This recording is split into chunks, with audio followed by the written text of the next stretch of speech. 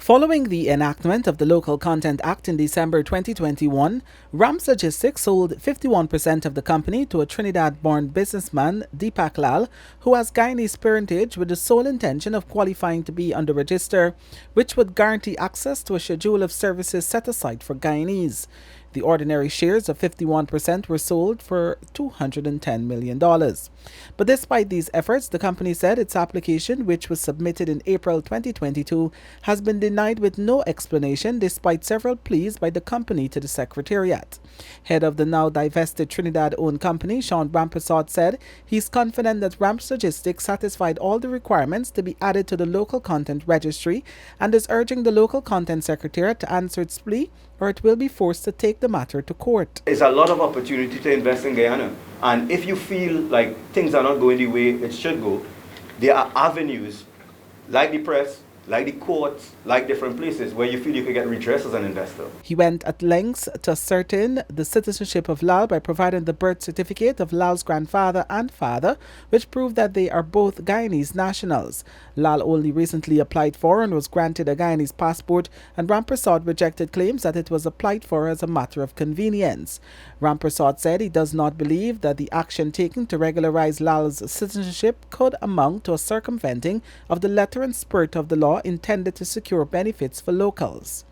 I feel strongly that bringing in people from outside and getting foreign direct investment into the country is extremely important. If you start off a business in Guyana today as a young person and you have to get capital, where are you getting it from? Are you going to go to the bank? Is the bank going to give you the capital? Do you have access to that capital? It's very so bringing in foreign direct capital into the country is extremely important. So to me, I really felt very, very proud that we brought somebody from the diaspora in. There are, don't get me wrong, I'm sure there are qualified investors who could come up with the money. Gordon says they walk around and give it away with gifts, right? But I felt very strongly that bringing money into the country is important. Rampersad said Lal was an investor that the almost 9-year-old company with 400 employees in Guyana could trust and who shares similar values and culture. Although Rams Logistics can continue to operate without the certificate in Guyana, Rampersad fears big losses but refused to say how much that amounts to in dollars and cents. He sought to focus instead on the potential staff cut that the logistics company would have to take if it is not granted a license. He said Rams Logistics is ready to fix its shortcomings but only can do so if the local content secretariat identifies those shortcomings.